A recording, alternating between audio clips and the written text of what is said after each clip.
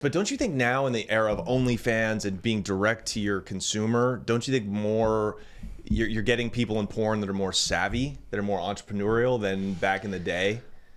I think those are the ones you see, right? Yeah. So those are the ones that are getting the most attention. What was that one girl's name that we were texting about? Oh, thousand dick. Yeah, which I did the math on this because my brain is just, I don't know if you saw the clip. I saw the clip, yeah. And I don't know what I was thinking when I was recording. I was like, I have to check because this math isn't mathing. It doesn't seem, 40 seconds. And then her story was like, I did one-on-one so they could spend more time. I'm like, you are so full of shit. You did not do, there's no way. It's not possible. Her name is Bonnie Blue. Bonnie Blue. And she looks exactly like Lily Phillips, who's also coming up in the game, who both British chicks, and I thought they were the same person. Yeah, exactly. Yeah. And so now I guess Lily Phillips is trying to do that same concept, and Bonnie Blue's like, she's taking my brand. She's taking me brand.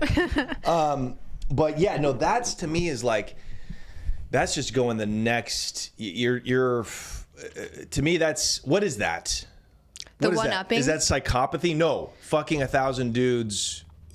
Yeah, what's going on there from top to bottom, emotionally, sociologically?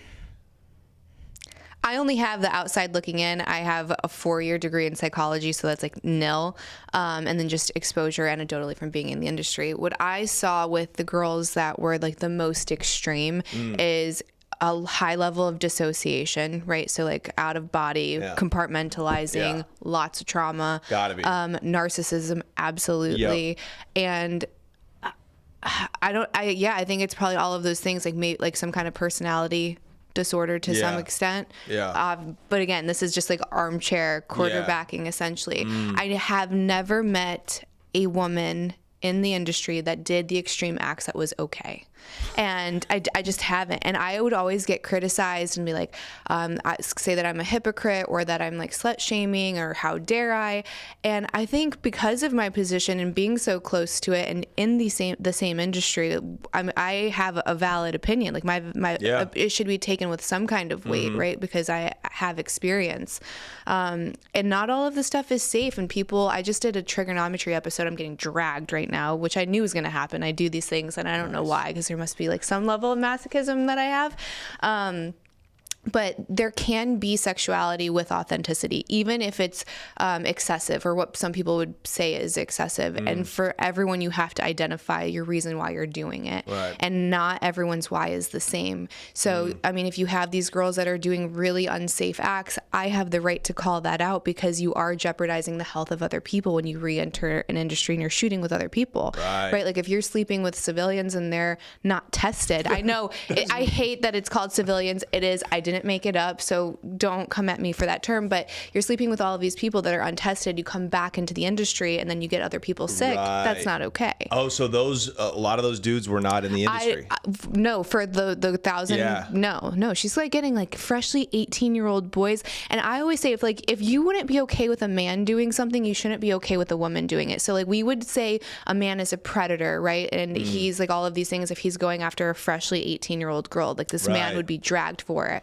But if a woman's doing it, it's okay because lucky him. And it's like, no, men can experience sexual trauma too. And it's actually, I think it's a little bit worse because if the guy's super young and he's with a much older woman, it's like giving him a false idea of what that relationship dynamic is going to be for. And then now that power structure is inverted and that's going to probably continue on into manhood for him. You know what I mean? So as a casual porn fan, I'm just going to speak for men. When we look at a woman like Bonnie Blue taking 1,000 dicks, well, do your thing. Yeah. But don't tell me you're okay.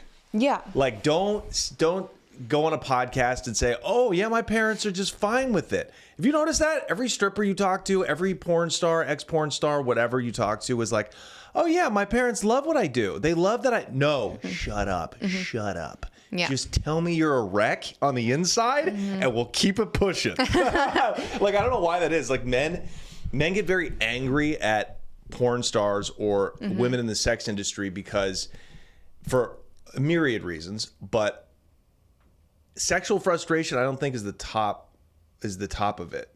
Like I think it's like they look at it as easy money. They're like, why is this person like getting away with this? That's what I maybe that's how I feel. But I think that's probably a lot of men feel that way too. Well, that would track, and my pushback to that would be, if you look at the numbers, which they don't lie, there's 5 million creators on OnlyFans. People get like, they're like creating, you are creating content, like it or not, they're making, it's still creating. So there's about 5 million of them. Something like 90% of them are barely breaking $1,000 a month. So like, they think it's easy money. And I got told recently by like a really prominent podcaster, social person, it was all off camera, and he's like, well, you kind of took the shortcut, right? And I was it kind of took my breath away for a second, because like, you don't realize what I've done with my brand and what I've done financially is like 0.1%. Yeah. 0.1%. It was not the shortcut. I'm still paying for it now. You know, that decision that was almost a decade ago. So it certainly wasn't a shortcut.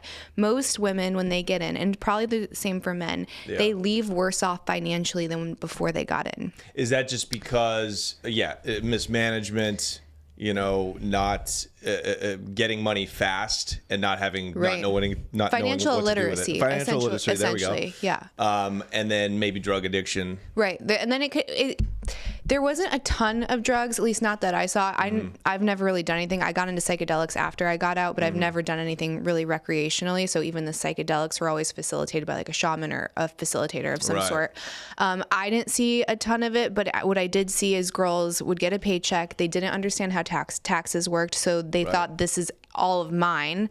Go buy a Louis bag, which is like, because they all want to compete, and then they end up at the end of tax season and they're like, oh, you owe this, and like, what do you mean, what's that? And now all of their wages are getting garnished, so now they're shooting scenes, they're having sex and not even getting paid because the whole check is getting taken, and then on and on it goes.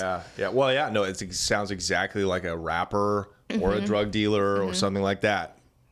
God, it's really okay, good. So now I can feel better. Bonnie Blue is gonna be a wretch. Well, she's probably making a ton of money, is my guess. Fair.